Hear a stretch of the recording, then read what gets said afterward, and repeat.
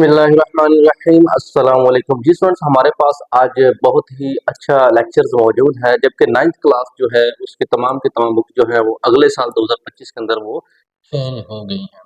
Government ने बकायदा notification जारी कर दिया है और बुक्स पब्लिश होने के लिए जो है वो नोटिफिकेशन दे दिया है। और जहाँ तक हमारा ख्याल है और हमने ज़रा से पता किया है कि जो बुक्स जो है अभी अवेलेबल नहीं है, क्योंकि मार्केट के अंदर अभी शाया होने में कुछ वक्त दरकार है। और जनवरी जैसे ही 2025 स्टार्ट होता है तो ये बुक्स इंशाल्लाह मार्केट के अंदर अवेलेबल हो जाएंगी। हम भी इसके अंदर आपको इंशाल्लाह नेक्स्ट वीडियो बनाएंगे कि बुक्स कहाँ कहाँ से मिलनी है और किस तरह की बुक्स हैं। लेकिन अब चूंकि बच्चे कुछ इस तरह हैं कि वो कहते हैं जी सर हमने नाइन्थ जो है प्री नाइन्थ की तैयारी करनी है।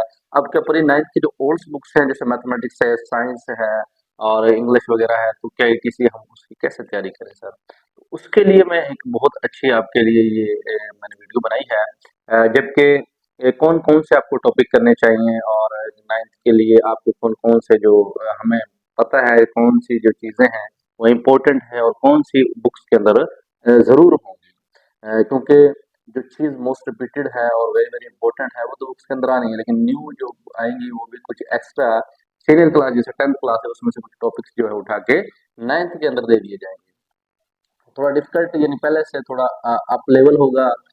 जैसे नाइन्थ क्लास के अंदर 10th क्लास की कुछ चीज़ें मौजूद होंगी और वो आपको हम गाइड कर देते हैं कि प्री नाइन्थ के अंदर आपने जो फिलहाल अभी से अगर बच्चा एक कहता है कि सर हमने प्री नाइन्थ में बैठकर तैयारी करनी है, हमें नाइन्थ की कौन सी बुक्स जो है वो लेनी है और हम किसको तैयार करें। अब अगर हम ओल्ड बुक्स जो है उनको तैयार करते हैं तो हमारा फायदा होगा या नुकसान होगा, हम इस वीडियो के अंदर आपको मजीद पूरी तफसील के साथ डिस्कस करवाएंगे। ठीक है सर, सबसे पहले हमारे पास मैथमेटिक्स है।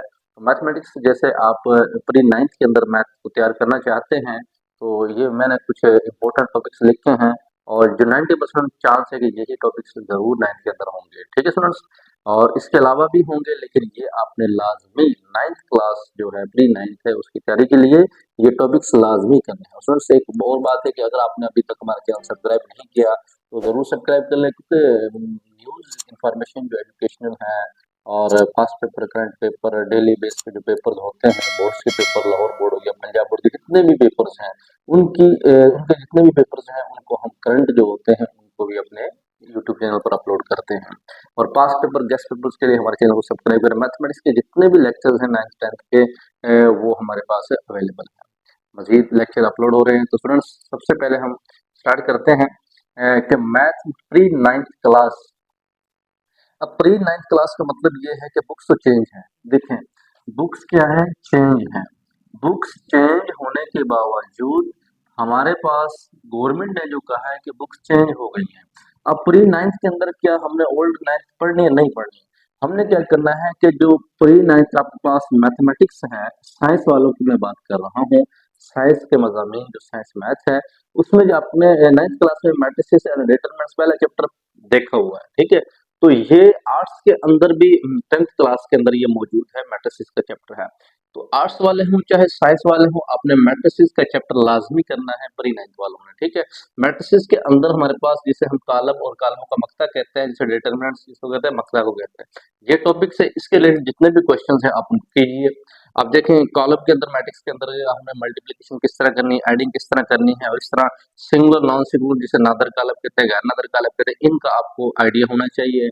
डिटरमिनेंट्स मक्ता निकालना इनका आइडिया होना चाहिए। मल्टीप्लिकेशन कैसे करनी है इनका आइडिया होना चाहिए। ठीक है, उसके बाद हमारे पास आता है कि जी हमने क्या करा, इनवर्स मेथड को यूज करना है। तो सुन, इसमें मेन इंपॉर्टेंट है क्रैमर रूल, इनवर्स मेथड। अब ये आर्ट्स के अंदर भी मौजूद है, तो क्रैमर रूल आप सीख लें और इनवर्स मेथड सीख लें, क्रैमर और मकूस का कानून ये सीख लें। और ये भी प्री नाइन्थ जो नाइन्थ न्यू आनी है बुक्स चेंज होकर उसमें इंशाल्लाह ये भी 90% जो है ये लाजमी होगा, क्योंकि ये इंपॉर्टेंट टॉपिक्स हैं। उसके बाद आप अगर आपने तैयारी करनी है तो आप इन टॉपिक्स को लाजमी कवर कर लें, क्योंकि ये आपके लिए नेक्स्ट पे फायदा देंगे। ठीक है स्टूडेंट्स, अगर थर्ड पे हम लोगार्थम वाला चैप्टर देखते हैं, जो थर्ड चैप्टर है 9th क्लास का, लोगार्थम। लोगार्थम के अंदर इसकी असास होती है, बेस होती है, और इस तरह लोगार्थम के जितने भी क्वेश्चंस हैं पावर्स में जो आती हैं, पावर किस तरह हमने सोल्व करनी होती है, और इस तरह इसके अंदर जो लोगार्थम के 3.4 के क्वेश्चंस हैं, एंटी लोगार्थम, लोगार्थम एक्स की वैल्यू कैसे फाइंड करते हैं, तो उसको भी आपने अच्छे से देख लेना है। तो मेन मकसद क्या है, आपने टॉपिक्स को क्लियर करना है। ये नहीं है कि स्टूडेंट्स आप 9th क्लास की जो एक्सरसाइज को सबको कवर कर लो, ऐसा नहीं करना। ठीक है, आपने कंसेप्ट क्लियर करने को 2-4 क्वेश्चन वहाँ से उठा के कर लिए, एग्जाम्पलें कर ली, कंसेप्ट क्लियर करने हैं और जिस टीचर्स हैं उनको भी यही चाहिए कि स्टूडेंट्स को इसी तरह गाइड करें, क्योंकि उनको प्रॉपरली जो है ना वो एक्सरसाइज करवाने की कोई ज़रूरत नहीं है प्री 9th वालों को, ठीक है? और अगर हम बात करते हैं फैक्टराइजेशन जिसे हम चर्ची कहते हैं, ये भी हमारे पास चैप्टर्स है 4th, और इसके अंदर जैसे a प्लस बी का स्क्वायर का फार्मूला है, क्यूब वाले फार्मूले हैं और इस तरह डिफरेंट फार्मूलेज हैं। उस फार्मूलेज के तहत जितने भी क्वेश्चन है फैक्टराइजेशन हम करते हैं, जोड़े हम बनाते हैं, पेयर्स बनाते हैं, वो वाले क्वेश्चन भी बच्चों को समझाए जाएं, बच्चों ने वो करने हैं बड़ी 9th की तैयारी के लिए, क्योंकि ये फैक्टराइजेशन का जो अमल है ये 10th क्लास के अंदर भी है, 9th क्लास के अंदर भी है, आर्ट्स के अंदर भी है, साइंस के अंदर भी है, तो ये भी इम्पोर्टेंट टॉपिक है, इसके क्वेश्चन आप लाजमी कीजिए। नेक्स्ट हमारे पास लीनियर इक्वेशन इनक्वालिटीज है, यकदर्जी मसावत, गैर मसावत है, ये इक्वेशन है जैसे क्वालिटी इक्वेशन होती है, दो दर्जी मसावत है, जैसे 10th क्लास का एक चैप्टर है साइंस का फर्स्ट चैप्टर, और वो भी पेपर प्री 9th के अंदर 9th क्लास के अंदर वो एडजस्ट किया जा सकता है, तो उसको भी आपने देखना है। यकदर्जी मसावत लीनियर इक्वेशन होती हैं, और इसी तरह क्वाड्रेटिक इक्वेशन है इसकी पावर 2 होती है। इस तरह इक्वलिटीज और इन इक्वलिटीज में जो लेस देन ग्रेटर देन का है वो भी आपने करना है, ठीक है? इन क्वेश्चन को समझना है। और next ratio and proportion, ratio proportion arts के अंदर भी है, निस्बत तनासब को कैसे कवर करते हैं, रेशियो क्या है, और इस तरह आर्ट्स के अंदर फिर ज़कात वाले क्वेश्चन आते हैं वो लाजमी करने हैं, आर्ट्स के अंदर फीसद वाले क्वेश्चन आते हैं, परसेंटेज किस तरह फाइंड करते हैं वो भी आपने करना है स्टूडेंट्स। और ये आर्ट्स के अंदर भी मैं बता दिया आपको, लेकिन साइंस के अंदर तो रेशियो प्रोपोर्शन आपने लाजमी करने हैं। अब ये ज़रूरी नहीं है साइंस के अंदर आर्ट्स की जो बुक्स के मैथ है उसके टॉपिक्स भी यहाँ आ सकते हैं, ठीक है, जैसे ज़कात परसेंटेज वाले हो गए। अच्छा, फिर पाइथागोरस थ्योरम की अगर बात करते हैं, मसला फिथागोरस, ये इंपॉर्टेंट टॉपिक है। पाइथागोरस थ्योरम को हम किस तरह एप्लीकेबल करते हैं, किस तरह हमने लगाना है, जिसे मसला फिथागोरस कहते हैं, इसके क्वेश्चन भी आप लाजमी कीजिए। और इसके अलावा स्टूडेंट्स हमारे पास कुछ आती हैं ट्राइंगल, ट्राइंगल की बात आती है, ट्राइंगल के अंदर स्टूडेंट्स जैसे ट्राइंगल जिसे हम क्या कहते हैं, मुसल्लस कहते हैं, क्या कहते हैं स्टूडेंट्स, मुसल्लस कहते हैं। अब ये मुसल्लस के जितने भी क्वेश्चन हैं जिसमें इक्वलिटी ट्राइंगल है, सेक्लेन ट्राइंगल है, ठीक है, तो ये मुख्तलिफ अज़ला हैं, मुसल्लस हैं और सिमिलरली हैं, ये सारे क्वेश्चंस आपको आने चाहिए, ठीक है फ्रेंड्स। तो इसके अलावा एक और 10th क्लास का टॉपिक है यूनियन एंड इंटरसेक्शन, ठीक है। ये यूनियन, यूनियन की अगर हम बात करते हैं, जिसे हम यूनियन कहते हैं और इंटरसेक्शन कहते हैं, उसके अंदर स्टूडेंट्स क्या क्या है, डिमार्गन के कवानीन है, यूनियन कैसे फाइंड करना, कुछ फंक्शन के क्वेश्चन हैं, इनको भी लाजमी कीजिए, ये भी 9th के अंदर जो है वो एडजस्ट किए जा सकते हैं। तो ये बस आप प्री 9th के अंदर इन टॉपिक्स को क्लियर कर लें, ये कंसेप्ट क्लियर कर लें और इनको सीख लें, आपको एक्सरसाइज करने की जरूरत नहीं, ठीक है स्टूडेंट्स। तो ये तो हमारा मैथमेटिक्स का कवर हो जाता है कि हमने मैथ कैसे करनी है। और अगर मैं स्टूडेंट्स आपको बता देता हूँ कि इंग्लिश, इंग्लिश का आपने क्या करना है, इंग्लिश के बारे में भी आपको बताते हैं कि इंग्लिश के अंदर आपने क्या क्या चीजें करनी है, वो भी आपको डिस्कस करें। इसकी अगर हम बात करते हैं इंग्लिश के अंदर, आपने सबसे पहले देखें इंग्लिश के अंदर आपने लेटर्स करने हैं, लेटर 9th क्लास के अंदर आते हैं, और आपने लेटर्स, आपके पास 9th क्लास के अंदर तकरीबन 13 से 15 लेटर्स मौजूद हैं। आप 13 से 15 लेटर्स की बजाय आप सिर्फ जो है वो 10 लेटर्स कर लें, कोई से भी 10 लेटर आपको जो इजी लगते हैं, जो मोस्ट इंपोर्टेंट हैं, जो कुछ स्मॉलेस्ट हैं, उनको आप कर लीजिए। आपने 10 लेटर्स लाजमी करने हैं। कंप्रीहेंशन आपको दिए हुए फर्स्ट 10 जो है वो अनसोल्व है या सोल्व्ड है, आप 10 को कर लें, फर्स्ट 10 कर लें, ठीक है।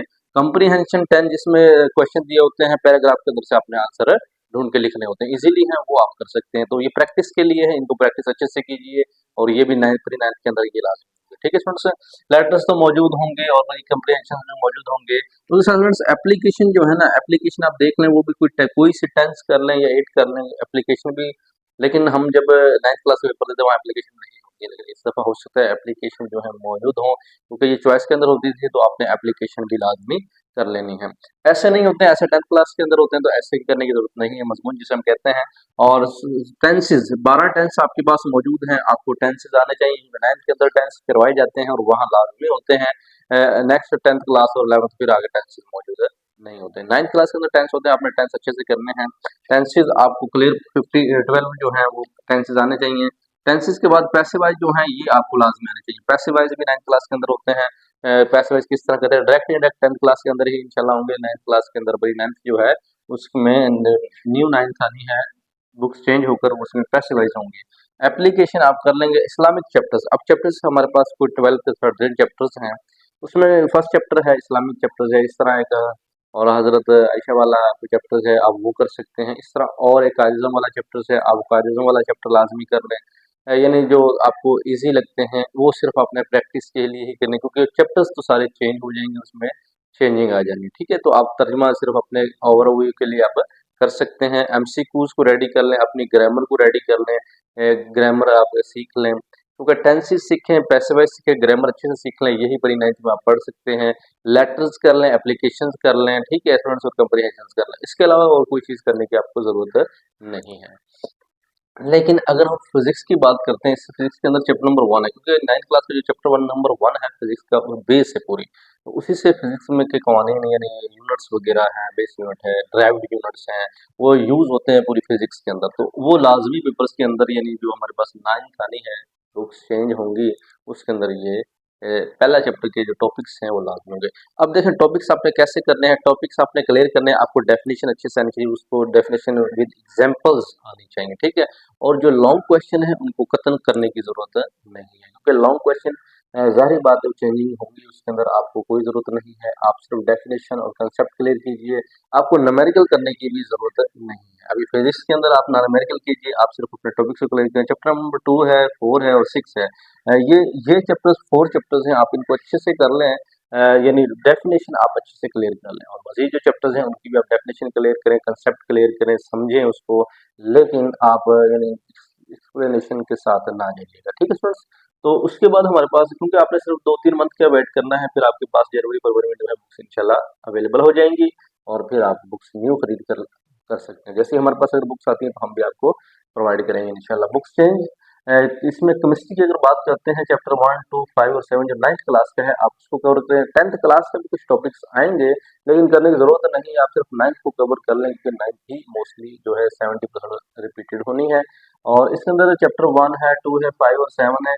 अब केमिस्ट्री का आपने किस तरह करना है, इसके भी कंसेप्ट ही क्लियर करने हैं, और यानी जो डेफिनेशंस हैं, कुछ फार्मूला, जो मेन फार्मूले लिखे होते हैं, आपने फार्मूले अच्छे से क्लियर करने हैं, ठीक है स्टूडेंट्स? ये केमिस्ट्री का इस तरह है हमारे पास। फिजिक्स केमिस्ट्री बायोलॉजी की अगर बात करते हैं, बायोलॉजी का भी आप जो है पहले जो है 2 से 4 चैप्टर्स कर लें अच्छे से, और उसमें सिर्फ आपने लॉन्ग क्वेश्चन पे इतनी ज़्यादा तवज्जो नहीं देनी है। अगर लॉन्ग क्वेश्चन भी उसके इम्पोर्टेंट हैं, तो उसमें जो मेन मेन टॉपिक्स हैं चैप्टर नंबर 1 के हैं, और उस 2, 3, 4, 5 यहाँ तक आप कर लें, और इसमें डेफिनेशन वगैरह जो है वो अच्छे से रीड आउट कर लीजिएगा।